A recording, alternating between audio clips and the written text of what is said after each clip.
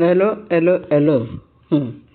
Ẹ̀yin èèyàn mi, a kú ojúmọ́, a kú ojúmọ́ mọ́, a kú ọ̀sán, a kú ìrọ̀lẹ́, a kú alẹ́, a kú ibikíbi tí ẹ ti ń gbọ́ wa pẹ̀lú àsìkò tẹ́ wà lọ́hùn-ún. Bẹ́ẹ̀ ni, ẹ ṣé gan bẹ́ẹ̀ ṣe ń tẹ́tí sí wa. Kàyéfì kan mo mú wá síwájú wa òní yìí. Lọ́ba ní kí má ṣe kékeré. Lọ́ba ní ṣe ni Blue yẹn Rónkẹ́, olórí Rónkẹ́. Àṣé olórí Rónkẹ́ pẹ̀lú bó ṣe rọra ń ṣe mọ́lọ́mọ́lọ́ bẹ́ẹ̀ yẹn. Òun àti Tọ́pẹ́. Àwọn méjèèjì mo máa like wọn. Pé wọ́n ń ṣe gìràgìrà, wọ́n dẹ̀ ṣe wọ́n kọjá ààyè wọn. Àṣé ọ̀tẹlẹ̀múyẹ́ gbáà ni wọ́n. Adákẹ́jà ni wọ́n. Ó ronú wọn ju tejò lọ. Kì í ṣe kékeré o. Lọ́ba ní níṣe ni olórí Rónkẹ́. Pé àṣé ó ti lọ invite ẹni tó fẹ́ máa bá wọn máa ṣiṣẹ́ ní ààfin. Ó ní kó wá jókòó sí ààfin, kó wá. Ó ní 3 days ló fi ránṣẹ́ yẹn pé kó wá. Pé immediately tó bá kàn ti rí pé Naomi, pé torí Naomi ò sí nílé lẹ́nu ọjọ́ mẹ́ta yìí, kó wà lákùrẹ́. Torí ọ̀rọ̀ wọn tí yanjú gbogbo àwọn ọ̀rọ̀ àtijọ́ tí ó ti dé láti kidnapping or no kidnapping wọ́n yẹn sọ. Ó yẹ ní kí ààfin yẹn kóhun yé sanctify ààfin yẹn kóhun tó wà pé òun yìí ní prayer tó òun ń ṣe. Kóhun fọkàn balẹ̀ láti ṣe prayer yẹn. Òun ló fi kọjá sákùrẹ́. Níwọ̀n ṣe ṣàmọ̀ pé First Lady ti sọ fún pé ó gbọ́dọ̀ lọ sinmi ní ìlú òyìnbó ní UK, pé kó tiẹ̀ lọ sinmi. Kó tiẹ̀ ju ọjọ́ mélòó kan kó tiẹ̀ rest kí ọpọlọ lè calm down. Pẹ̀lú trauma tó ti rí pẹ̀lú àwọn agbébọn rẹ̀, àwọn kidnappers wọ̀nyẹn. Ó lè ṣe èèyàn léṣe, ó lè wọ èèyàn lẹ́mìí, ó lè fún èèyàn hypertension, ó lè disorganize brain èèyàn.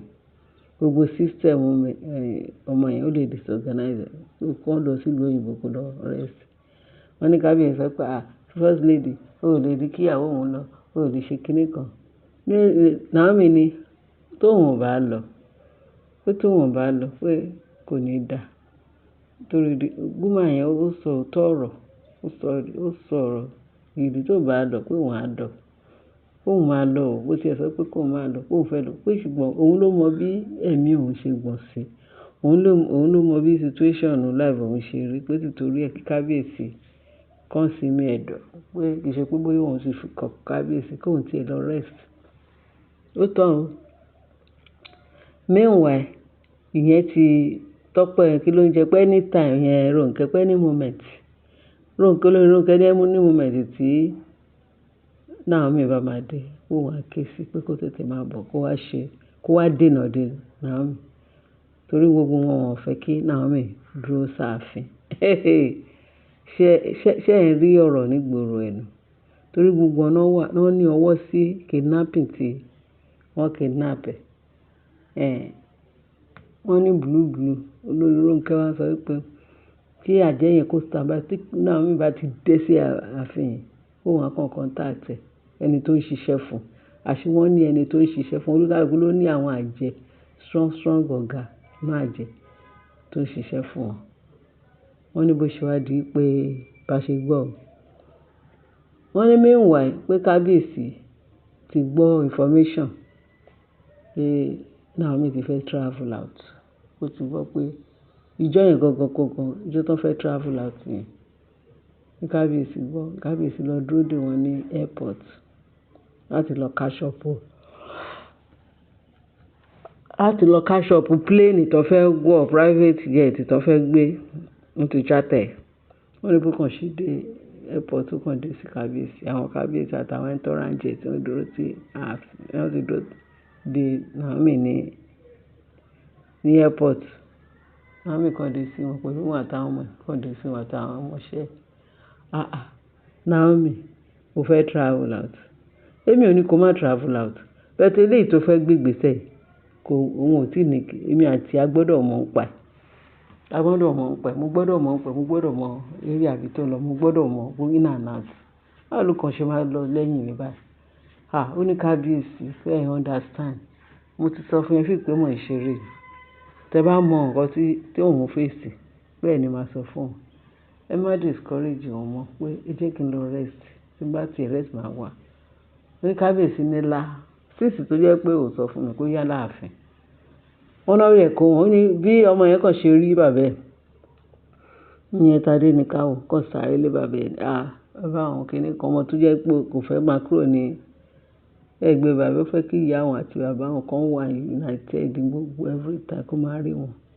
Á lò sí ọ̀dọ̀ ìyá lò sí kó máa rí wọn ṣáá kó máa ṣe mùkúmùkẹ́. Kò sọ́mọdé náà tí ò lè. Kò sọ́mọdé náà tí ò fẹ́ rú ẹ̀. Wọ́n ní bí Naomi ló àpótí òkú àwọn ti ṣetán àwọn fẹ́ lọ. Wọ́n ní bẹ́ẹ̀ lọmọ yẹn sọ pé má tẹ̀lé dáàdì mi. Ìyẹn Tadé ní ká bàbá mi ló fẹ́ tẹ̀lé bàbá ẹ̀. Wọ́n ní bọ́wọ́ Naomi ṣe bọ́ ni. Gbogbo kábíyèsí dẹ̀ ti cancel flight yẹn. Ó jọ ń lọ sí tó wá tiẹ̀ fẹ́ travel àjọ lọ plan ẹ̀. Bó tún ṣe wọ́ wọn lọ sí ààfin nìyẹn o.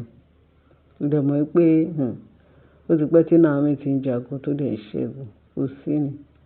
Kò sí bọ́n ṣe lè tan Naomi lọ sí bèbè ikú báyìí Ọlọ́run máa kó yọ ni. Àṣírí máa tú. Iná Ọlọ́run ó máa tàn sí Naomi. Ó dẹ̀ máa jó gbogbo àwọn ọ̀tá run. Wọ́n ní bí kábíyèsí ṣe gbé wọn dé ààfin ni. Àṣé kábíyèsí tí ò mọ nǹkan tó ń lọ kò mọ nǹkan kan. Ó kàn bí Ọlọ́run ṣe rán iṣẹ́ ló fi ń lọ. Bó ṣe lọ bá ọmọ ẹ̀ nìyẹn. Wọ́n ní bí Naomi ṣe dé ó kàn sílẹ̀kùn ẹ̀. Bó ṣe wọ dé bá tó wọ ọkọ̀ bá tó bẹ̀rẹ̀ sí ní káàsì tó bẹ̀rẹ̀ sí ní bá tó gbàdúrà. Of course normal thing nìyẹn. Àwọn aládùúrà bọ́n ṣe máa ń ṣe ní ẹni tó bá wà careful tó fẹ́ gbé ilé ayé ẹ̀ kí ó fẹ́ kí ìgbé ayé ẹ̀ kó wà ní ìrọ̀rùn. Ó jẹ́ ìrọ̀rùn fún un. Ó máa gbàdúrà tó ní Bíbélì sọ fún wa pé ká máa gbàdúrà láìsinmi àti láìṣàárẹ̀. Ó bẹ̀rẹ̀ sí ní káàsì gbogbo all forces and everything tó wà ní àyíká àti lágbègbè. Wọ́n níbi tó ti ń ṣe prayer yẹn. Bí kábíyèsí gbogbo wọ́n ní wọ́n kàn gbọ́ ariwo. Bí pé wọ́n kàn rí kíní yẹn tó wá ń fẹ́ bọ̀ wá tó ti rí pé Naomi ti dé sí ààfin. Wọ́n ní bí ẹyẹ yẹn kàn ṣe ń fò bọ̀ nìyẹn. Ó fò sórí ó balẹ̀ sí àárín méjì palace. Wọ́n ló jábọ́ sí palace. Wọ́n ní bó kàn ṣe jábọ́ báyìí ṣe ló dẹ̀ di odindi èèyàn. Wọ́n láwọn security ló ti rí kíní kí ló ń jábọ́ ìkíní. Ó dẹ̀ di ìyá arúgbó. Allegedly bá ṣùgbọ́n ó dẹ̀ turn to ìyá arúgbó. Lórí gbogbo èèyàn kàn ṣe pariwo ní irú ẹyẹ wo ló di èèyàn. Ká má fojú rí gbogbo àwọn ẹyẹ tó ń fò yẹn. Àwọn ẹyẹ t'Ọlọ́run dá ọ̀tọ̀ ni. Àwọn tí èèyàn rán ọ̀tọ̀ ni wọ́n. Àwọn náà máa ní ẹyẹ bíi ti ẹyẹ t'Ọlọ́run dá. Èyí tó bá ṣì rìn Ọlọ́run ó máa mú wọn balẹ̀ ni. Ó máa jó wọ́n máa kán ìyẹ́ wọn wọ́n máa jábọ́ ni. Wọ́n ní bó kàn ṣe jábọ́ sí ààfin báyìí ṣe ló dẹ̀ di èèyàn ìyá arúgbó. Gbogbo èèyàn wá pèlè àṣé Rónkẹ́ ló ràn. Wọ́n ní bóde ti wá kílé lórí kan ṣe òun jẹ́jẹ́ ló bẹ̀rẹ̀ sí ní ká pé Naomi lòun wá. Naomi ó ló ti láti 3 days ló ti ń ṣọ́ Naomi pé kó wọ ọdún ìjọ tó bá máa wọ bíbá kóun dé kóun bẹ̀rẹ̀ sí ní ṣiṣẹ́ lọ́ra rẹ̀. Tó wọ́n ní kí Naomi má wá sí ààfin kò dẹ̀ ń gbọ́ nítorí ẹ̀ ló ń ṣe fẹ́ fèsì kóun kò lójúkorojú. Wọ́n níbi tó ti ń jẹ́wọ́ tó ti ń sọ wọ́n ní Naomi ní gbogbo wọn ṣe jáde everybody. Wọ́n ní everybody ṣe ń ṣe wọ́n ní pé òṣùwọ̀n ti kún ení yìí ló máa kú. Wọ́n ní before you know it pé bó ṣe ń jẹ́wọ́ tó ṣe wípé Rónkẹ́ ló ràn òun. At the end of the day wọ́n nígbà tó kà tán tí gbogbo ayé wọ́n ní ó kàn bẹ̀rẹ̀ sí ní pọ̀ ẹ̀jẹ̀. Wọ́n ní bó ṣe ń pọ̀ ẹ̀jẹ̀ ni bó ṣe ń pọ̀ ẹ̀jẹ̀ ló ń kà ló ń pọ̀ ẹ̀jẹ̀. Wọ́n ló pọ̀ ẹ̀jẹ̀ ìyẹn sápa lórí wọ́n ní bó ṣe kú sáàfin nìyẹn. Wọ́n ní tẹ bá rí láàfin lánàá pé kì í ṣe kékeré o. Wọ́n ní odindi àjẹ́ ó kú ní ààfin. Àjẹ́ tí Rónkẹ́ rán wá wọ́n ló kú. íńtánẹ́ẹ̀tì yẹn ti pariwo látàná pé pé wọ́n náà jẹ Rónkẹ́ ń gbé àjẹ́ wá sí ó dẹ̀ kú sí ààfin ó dẹ̀ kú sí ààfin ó dẹ̀ kú sí nílùú tí ayé dá yìí tọ́lọ́run dá dáradára yìí. Wọ́n ní àjẹ́ wọ́n tiẹ̀ ṣe sọ wọ́n ní àjẹ́ Rónkẹ́ àjẹ́ tí Rónkẹ́ máa ń ránṣẹ́ tó ń bá ṣiṣẹ́ ní ààfin pé ó kú lánàá a sì rò pé nǹkan àwàdà ni àfìgbà tí wọ́n bẹ̀rẹ̀ sí ní explain bó ṣe dé ààfin ṣe ríṣẹ́ ọlọ́run máa kó Naomi yọ bẹ́ẹ̀ ni ọlọ́run kàn kó yọ ni Olúwa ṣeun pé kó o borí wọn ló kú ikú ní ìgbẹ̀yìn ikú lèrè ẹ̀ṣẹ̀ bẹ́ẹ̀ ni ǹjẹ́ gbogbo bátù tó wà nílẹ̀ yìí wọ́n ní Rónkẹ́ sì kó ti wọ̀ pé ààfin látàná yẹn pé ààfin yẹn gbóná gan pẹ̀lú wọ́n gbóná gidigidi pé everywhere wọ́n ní meanwhile pé àná yìí kan náà ni kí ló ń jẹ́ wọ́n tún ní ṣe ni